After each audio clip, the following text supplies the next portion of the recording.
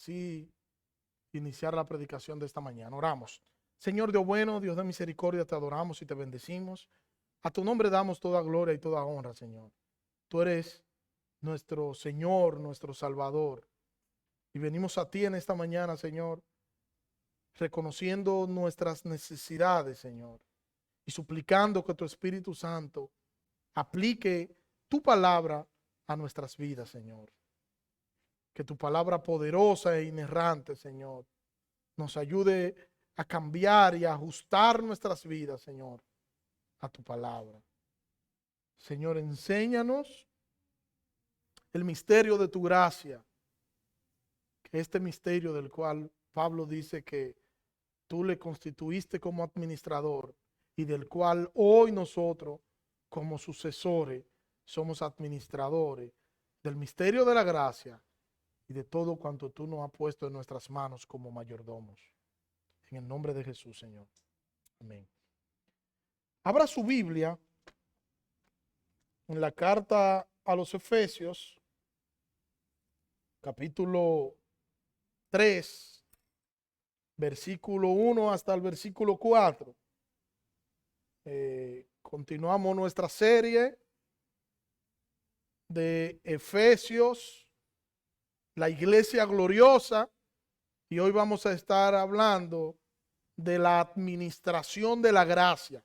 La semana pasada ya vimos el versículo 1, pero yo quiero que igual leamos el versículo 1 hasta el versículo 4.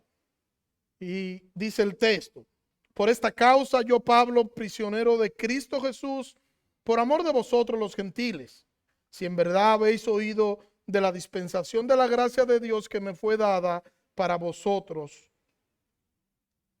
que por revelación me fue dado a conocer el misterio, tal como antes os escribí brevemente, en vista de lo cual, leyendo podréis comprender mi discernimiento del misterio de Cristo. Este es nuestro texto. Como ya dije, vimos la semana pasada, vimos el primer versículo, vimos la parte del misterio revelado, y hoy, como reitero, vamos a estar viendo la administración de la gracia. Y nosotros a veces escuchamos hablar mucho de la gracia. ¿Qué significa la gracia? ¿Qué queremos decir nosotros cuando hablamos de gracia? ¿Qué dice o qué quiere decir las escrituras cuando habla de la gracia? Bueno, la gracia no es más que el favor de Dios. Y Pablo está diciendo que por puro afecto de la voluntad de Dios, los gentiles fueron aceptados por Dios. Por gracia de Dios, los gentiles fueron salvos. Por causa de Dios, fuimos salvos del pecado. Y nosotros necesitamos esa gracia siempre para nosotros ser continuamente librados del dominio del pecado. O sea, nosotros necesitamos día tras día ir al Señor en dependencia total de su gracia. ¿Qué nosotros necesitamos día a día con carácter de urgencia? La gracia de Dios. Pablo lo dice de esta manera en Romanos capítulo 5, versículo 1 y versículo 2. Dice Pablo: justificados pues por la fe, tenemos paz para con Dios por medio de nuestro Señor Jesucristo, por quien también tenemos entrada por la fe a esta gracia en la cual estamos firmes y nos gloriamos en la esperanza de la gloria de Dios. Fíjese que él dice: tenemos entrada por la fe a esta gracia en la cual estamos firmes. Pablo se está autodenominando como el administrador de la gracia, el administrador de lo que ellos no conocían hasta ese entonces. Ahora, ¿qué es un administrador? Un administrador es la persona que se ocupa de realizar tareas administrativas por medio de planificación, por medio de organización, de dirección, de gestión y de control de tareas. Eso es un administrador. El administrador es aquel que se encarga de todas las cosas. Es como un mayordomo y tiene la responsabilidad del mantenimiento y de la supervisión de las tareas. Y Pablo aquí no está presumiendo de su oficio. No, no es eso lo que él está haciendo. Pablo está diciendo cuál es su función y cuál es su rol en el edificio. Cuál es su rol, cuál es su función en el templo del Dios vivo que es la iglesia. Pablo no está diciendo, yo soy apóstol y para yo predicar, ustedes tienen que tratarme bien y mi tarifa es esta. Eso no es lo que él está diciendo. Tampoco está diciendo yo soy apóstol y todos deben hacer lo que yo diga porque yo soy el apóstol a los gentiles. Tampoco es eso que él está diciendo. De hecho, Pablo está prisionero aquí, recuerden. Y Pablo, lo único que a Pablo le interesaba era que la iglesia de Cristo se centrara en Cristo y no en otra cosa. Pablo sabía que solo él era un simple administrador y que el dueño no era él, sino que el dueño es el Señor. Y que un día él iba a rendir cuenta al Señor por lo que él había hecho con el ministerio que el Señor había puesto en sus manos.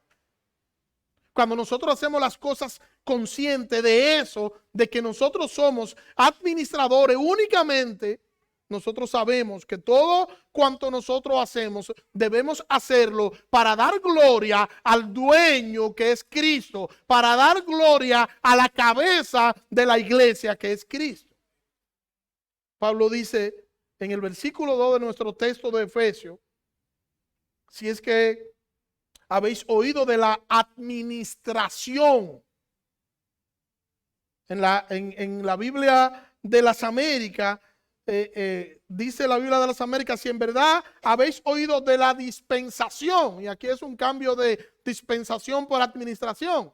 La Reina Valera dice, si en verdad habéis oído de la administración de la gracia de Dios que me fue dada para vosotros. O sea, esa gracia de Dios, si ustedes han escuchado la gracia de Dios que me ha sido dada a mí para yo administrarla para el beneficio de ustedes. Es algo así lo que está diciendo Pablo.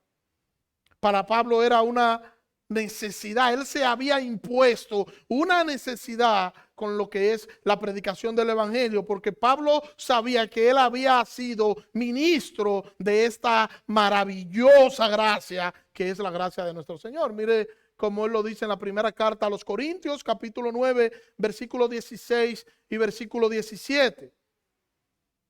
Pues si anuncio el evangelio, no tengo por qué gloriarme, porque me es impuesta necesidad. Y ay de mí si no anunciar el evangelio. Versículo 17. Por lo cual, si lo hago de buena voluntad, recompensa tendré. Pero si de mala voluntad, la comisión me ha sido encomendada. Pablo sabía que él no tenía otra opción. No la tenía. Él había sido encomendado para hacer el trabajo. Y él estaba convencido que el Señor lo había llamado para hacer lo que él era, apóstol de los gentiles. Hermanos, Pablo estaba claro de su ministerio. Pablo sabía para qué el Señor lo había llamado. Y Pablo estaba dispuesto a entregar su propia vida por su convicción, su propia vida por lo que él creía. Y ahí debemos nosotros meditar, ahí nosotros debemos pensar. Porque el Señor no llamó solo a Pablo. No fue solo a Pablo a quien comisionaron. A nosotros también nos han responsabilizado con el trabajo. Nosotros también tenemos que obrar en favor de la causa de Cristo. Y yo te pregunto, ¿te llamó el Señor a ti como cristiano? Usted me puede decir, sí, el Señor me llamó a mí como cristiano. ¿Tú estás seguro que el Señor te llamó a ti como cristiano? Si lo está, entonces tú debes vivir como un cristiano. Y si lo está, tú debes empeñar todas tus fuerzas en defender y promover tus convicciones bíblicas. Fue el Señor quien te llamó a ser cristiano. Hermano, y no existe ni existirá nada con mayor valor que eso. Somos cristianos, somos hijos de Dios. Y nosotros deberíamos vivir entendiendo que lo más importante que nosotros tenemos en nuestras vidas es el Señor. Es el Señor lo más importante. Él es el quien le ha puesto valor a nuestras vidas y Él es quien nos ha dado todas las cosas que nosotros tenemos. Y nosotros somos lo que somos gracias a su gracia. Todo lo que somos. Y nosotros debemos estar comprometidos, deberíamos estar comprometidos con la causa de Cristo. Deberíamos preocuparnos más por las cosas espirituales. Deberíamos preocuparnos más por nuestra vida espiritual. Deberíamos preocuparnos más por el avance del evangelio. Deberíamos preocuparnos más por la iglesia de Cristo. Debería importarnos más lo que al Señor le importa. Nosotros deberíamos suspirar por la voluntad de Dios. Y al igual que Pablo, nosotros somos administradores. Al igual que Pablo, él dice que lo han puesto como administrador de la gracia a los gentiles. Y yo te pregunto en esta mañana, ¿y a ti como qué te han puesto de administrador? ¿Qué tú estás administrando?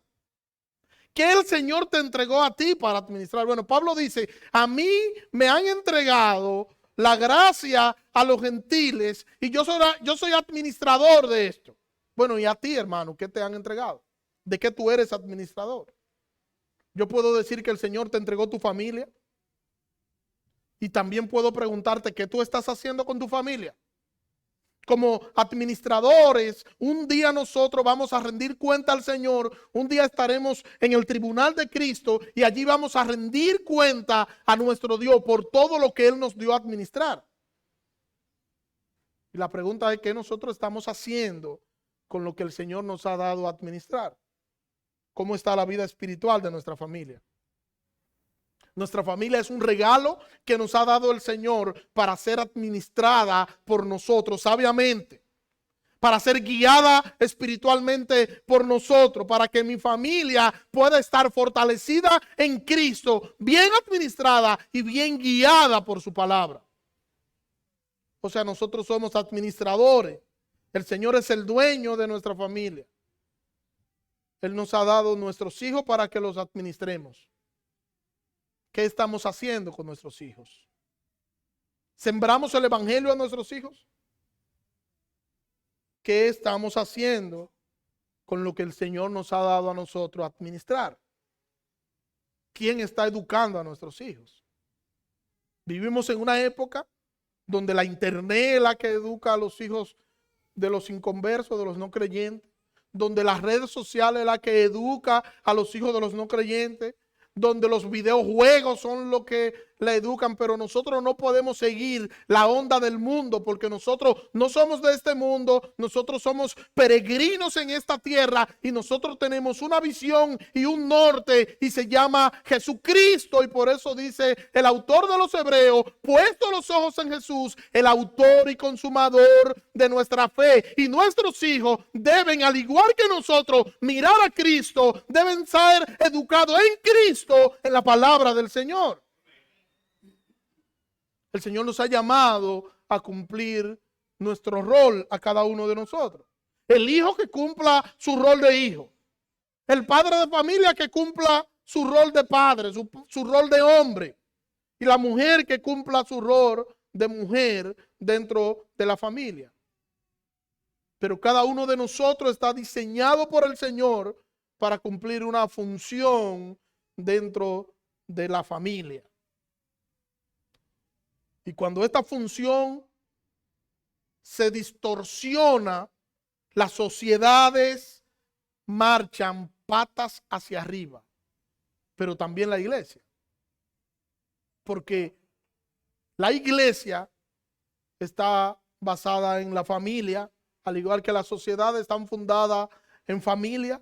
Y si nosotros no tenemos familias sanas, tampoco vamos a tener iglesias sanas. Si no tenemos familias sanas, tampoco vamos a tener sociedades sanas. Por eso nosotros debemos procurar de imitar a Cristo en nuestras familias.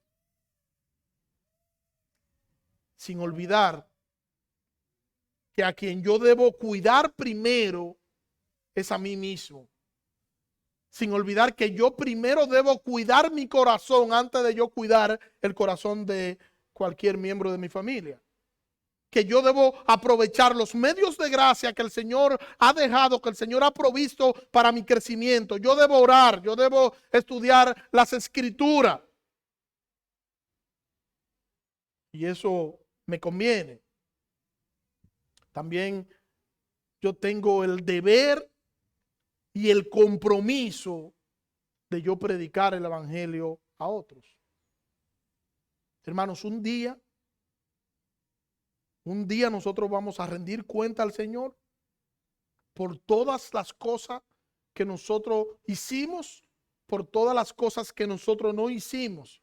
Vamos a rendir cuenta como mayordomos, como administradores de las cosas que el Señor puso en nuestras manos, y vamos a rendir cuenta de todo.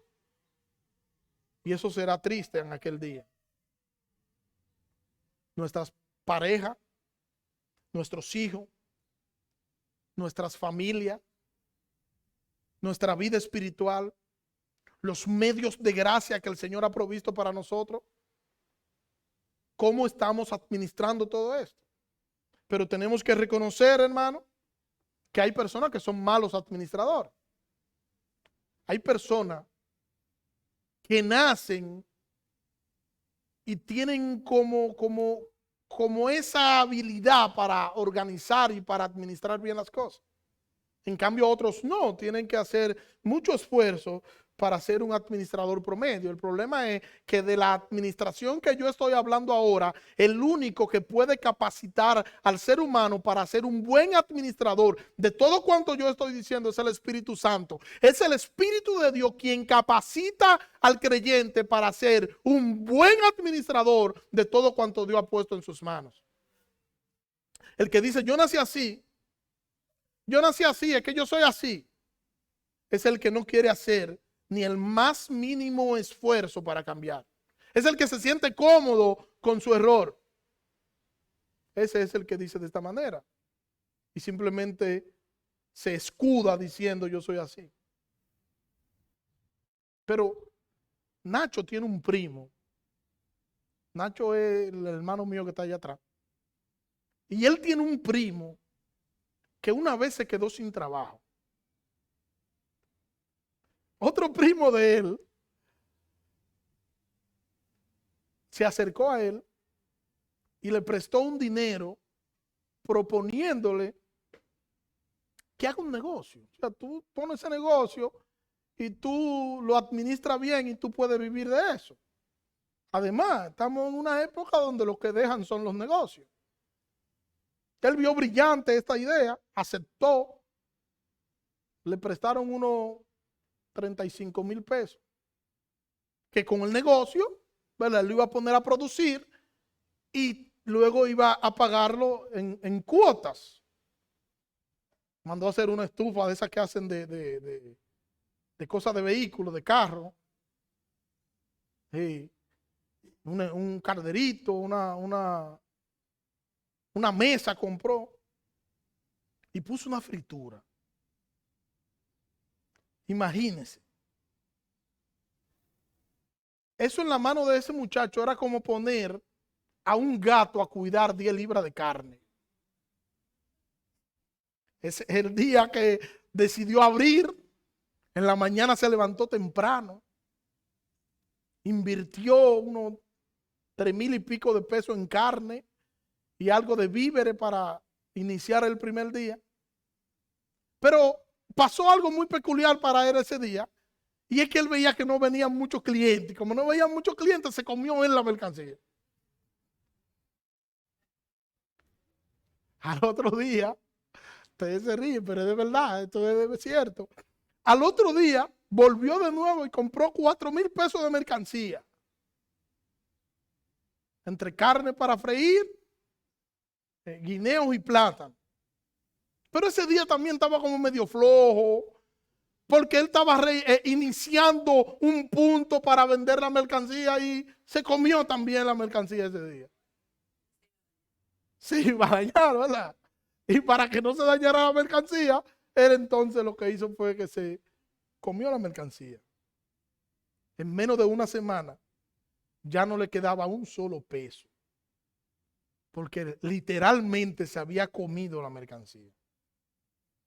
En vez de administrar bien, fue un pésimo administrador. Pero después que lo gastó todo, le dijo al primo: préstame 10,000 pesos más para surtir el negocio. Abusador. Él debió decirle: préstame 10,000 pesos más para yo surtir mi estómago. Fue algo así que debió decirle. ¿Cuál es el problema con esto? El problema con esto es que cuando tú eres un mal administrador, entonces no se confía mucho en ti. El problema es que si se te da algo para administrar y tú no cumples y tú malgastas todo, entonces no se cree en ti. Nosotros como administradores no podemos administrar bien lo que no conocemos, porque entonces no vamos a hacer un buen trabajo. Pero también nosotros tenemos que conocernos nosotros, porque si tú no te conoces tú, entonces tú estás en un gran peligro. Yo no sé si ustedes han escuchado las noticias, yo sé que sí. Algunas madres que quieren defender a sus hijos, pero es una defensa difícil. Y yo he visto madres que dicen: no, ese no fue mi hijo que se robó eso, porque mi hijo no roba motores, mi hijo lo que roba es pasola. Una defensa como extraña. Bueno, el asunto aquí no es que otra persona te conozca, es que tú tienes que conocerte tú. Es que para tú ser un buen administrador de lo que el Señor ha puesto en tus manos, tú tienes que conocerte. Cuando el Señor nos da a nosotros recursos, esos recursos deben ser bien administrados, porque un día nosotros vamos a rendirle cuenta al Señor por lo que nosotros hicimos con los recursos que Él nos dio a administrar. Cada cosa que el Señor nos ha dado, cada cosa que el Señor ha puesto en nuestras manos, deben ser administrados con responsabilidad. Debemos darle buen uso a eso, sean dones, sean talentos, todo lo que el Señor nos ha dado a nosotros administrar, debemos hacerlo y administrarlo bien, porque vamos a rendirle cuenta al Señor por eso que Él nos ha dado a administrar. Lo que quiero decir con esto es que tu compromiso con lo que tú tienes no es contigo, no es ni siquiera con tu familia. Tu compromiso principal es con el Señor. El Señor es el dueño de lo que tú tienes. Tú solo eres el administrador. Entonces tú debes ser y debes procurar ser hallado fiel por el dueño de esos recursos que tú tienes. Y nosotros, al igual que Pablo, nosotros estamos llamados a predicar el evangelio a los perdidos.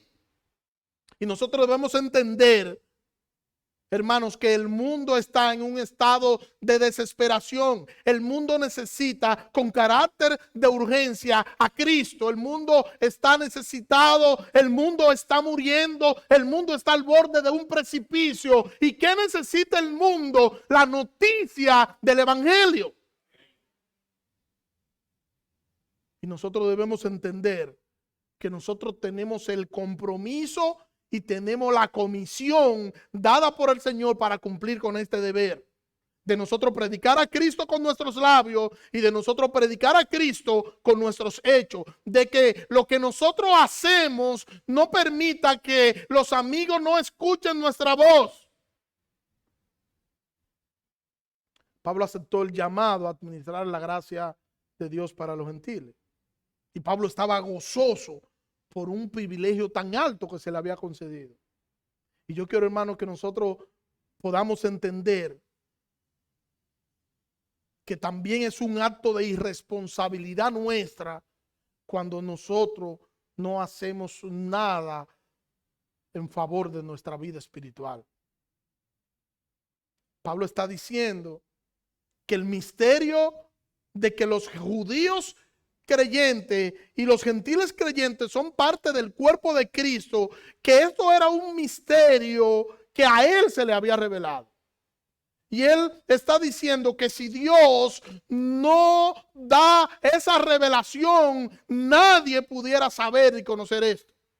Porque era algo que estaba escondido, nadie lo sabía. Nosotros conocemos el ministerio de la gracia dado por Cristo a los gentiles por medio del apóstol Pablo. Pero lo conocemos porque el Espíritu Santo abrió nuestros ojos para que nosotros podamos ver la luz admirable del Evangelio. Y la vimos. Y la luz del Evangelio nos cautivó.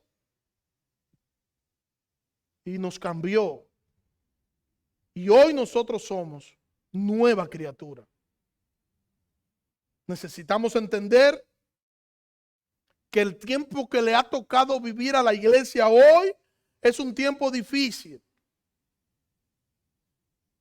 convulso, donde nosotros deberíamos entender que nosotros estamos donde estamos con una función clara y específica de nosotros proclamar el evangelio a los cuatro vientos y de nosotros mostrar a Cristo a través de nuestro accionar. Debemos entender que somos carta leída y que el mundo debe ver a Cristo a través de la iglesia. El centro de la iglesia debe ser Cristo y el centro del accionar de cada creyente también debería ser Cristo. Que cuando el mundo esté desesperado, cuando el mundo ande por ahí buscando salida, que el mundo se encuentre con nuestra respuesta. Y nuestra respuesta es y debería ser Cristo.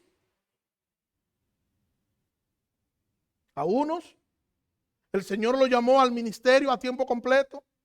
A otros lo llamó al ministerio y a hacer un trabajo secular. A otros los llamó a hacer trabajo secular, a tener una profesión, a ejercerla.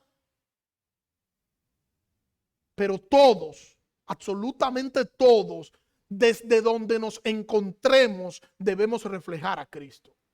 La luz de Cristo debe verse a través de nosotros. Nosotros deberíamos ser como una especie de espejo que cuando la luz llega a nosotros, nosotros reflejamos la luz a otro y que el nombre de Cristo sea engrandecido y sea exaltado a través de nosotros. Nuestras habilidades no son nuestras. El Señor nos las ha dado. Nuestros talentos no son nuestros. El Señor nos ha dado los talentos que tenemos.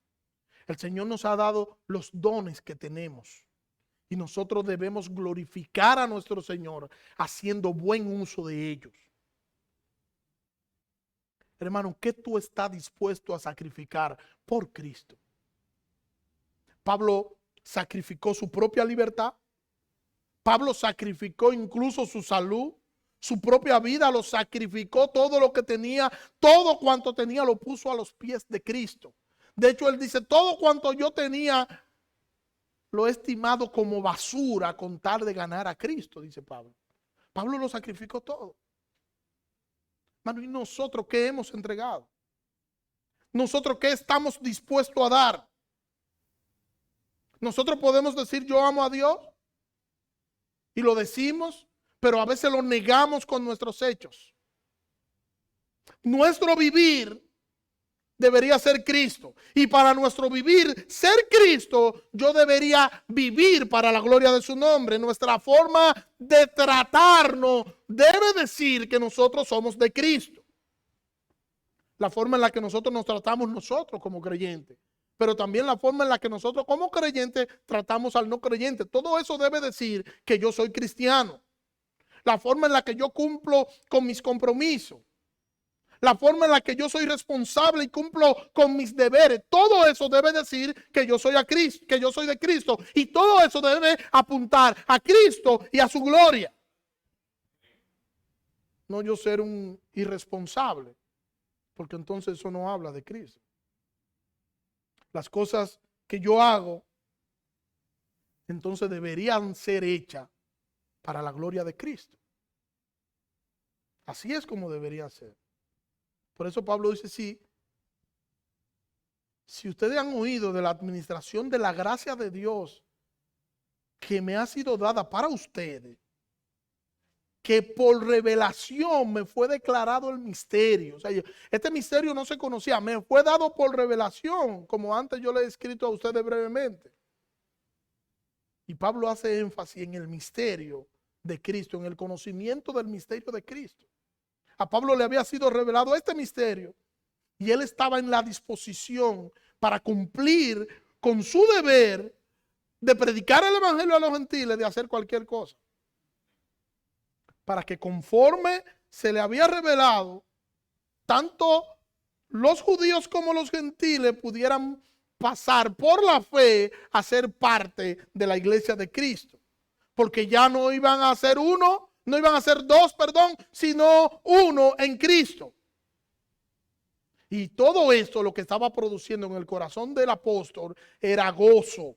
Sus prisiones, su falta de libertad, sus necesidades estaban sirviendo como un motor para producir gozo, no solo en Pablo, sino en el que lo estaba viendo lo que estaba sucediendo con Pablo.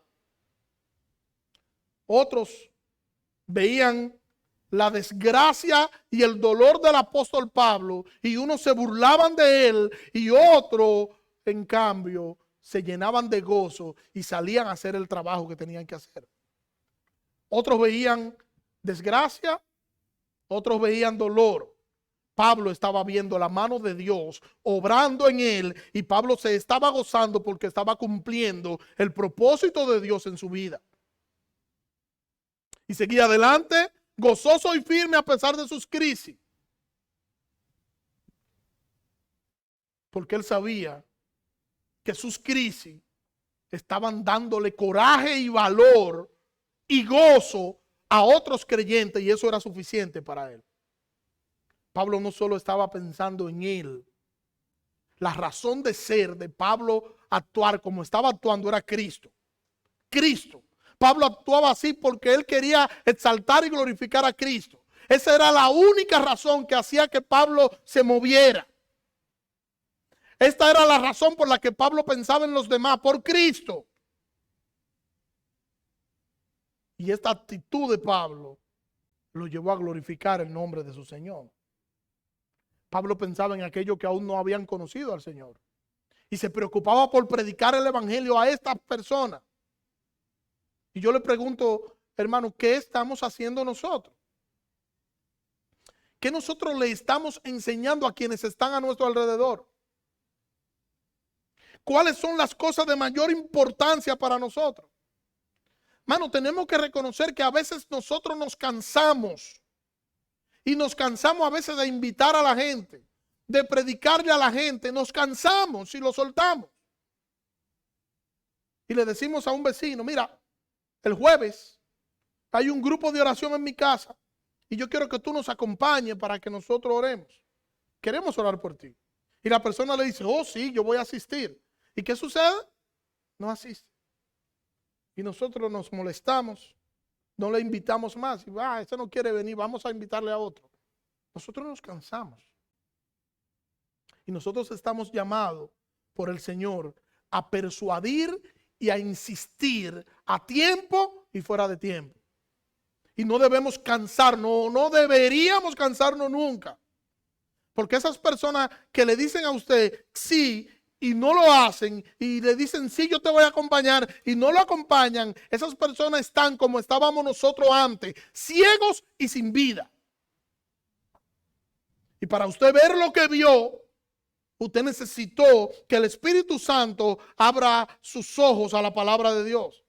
Entonces debemos seguir insistiendo porque es un asunto de vida eterna. Ellos no ven el peligro, pero nosotros desde aquí sí vemos el peligro hacia donde ellos se dirigen. Y solo hay una solución en la carretera de la vida por donde ellos van, y esa solución se llama Cristo.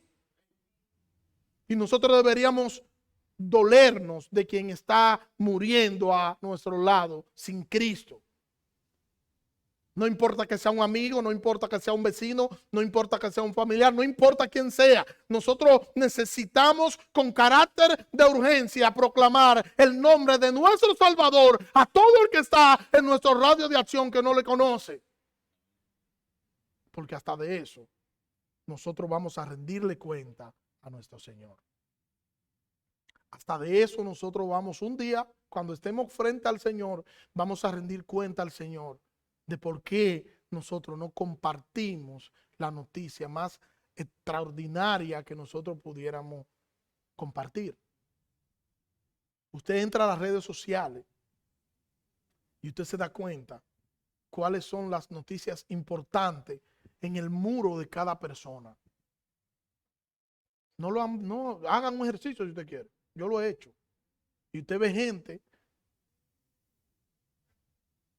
se tiran fotos y usted dice, pero están comiendo, le tiran fotos a la comida. Están caminando, le tiran fotos a la calle.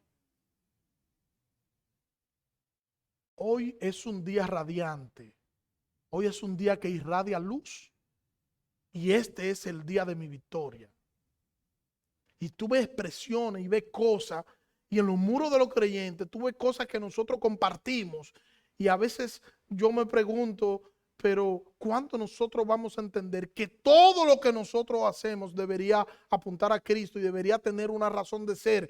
Y que en todo el contenido de lo que nosotros compartimos durante el día, de manera intencional, nosotros deberíamos incluir a Cristo dentro de lo que nosotros hacemos, porque esa es la mejor noticia.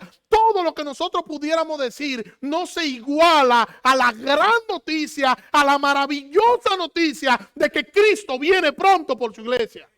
No hay una noticia más grande, ni más maravillosa, ni extraordinaria que esa.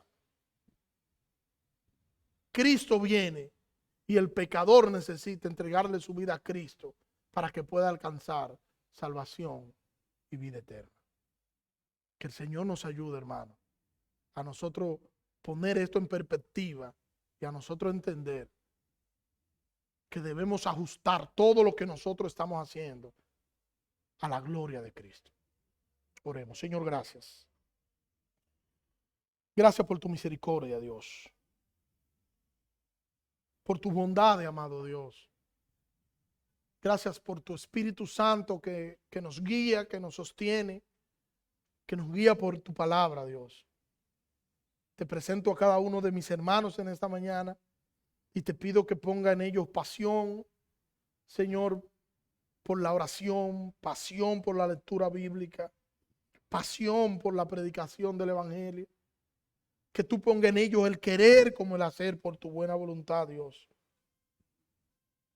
Y que nosotros seamos conocidos como una iglesia centrada en Cristo, como una iglesia que vive para glorificar el nombre de su Salvador. En el nombre de Jesús. Amén. Dios le bendiga.